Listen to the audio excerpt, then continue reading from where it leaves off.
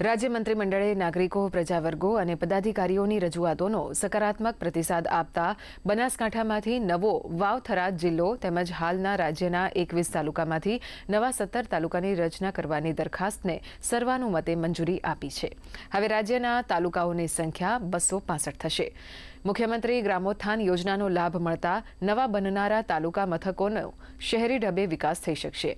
વાવ-થરાદ જિલ્લામાં હાલના બનાસકાંઠા જિલ્લાના 6 તાલુકાઓ વાવ, થરાદ, સુઈગામ, ભાભર, દિયોદર અને લાખણીનો સમાવેશ કરીને થરાદને જિલ્લા મુખ્ય મથક સાથે વાવ-થરાદ જિલ્લાની રચનાને કેબિનેટ દ્વારા મંજૂરી આપવામાં આવી છે।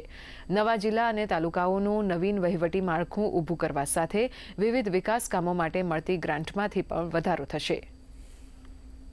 એક મહત્વનો વહીવટી વિકેન્દ્રીકરણનો એક પ્રજાલક્ષી નિર્ણય કર્યો છે।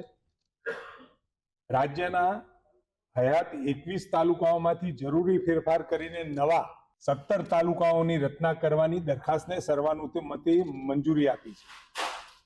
17 તાલુકાઓની રચના થતા હવે તાલુકાઓની સંખ્યા હવે 265 થશે। 2013 પછી પ્રથમવાર જિલ્લા તાલુકાઓની સંખ્યામાં મોટો ફેરફાર થઈ રહ્યો છે।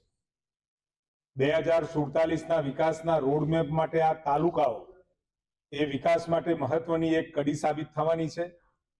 આદરણીય વડાપ્રધાન મોદી સાહેબે જે વહીવટી સરળીકરણનો વિચાર આપ્યો છે તેમાં વર્તમાન માનનીય ભૂપેન્દ્રભાઈની સરકારે એમાં એને વેગ મળે એ દિશામાં એક નવીન આ પગલું ભર્યું છે।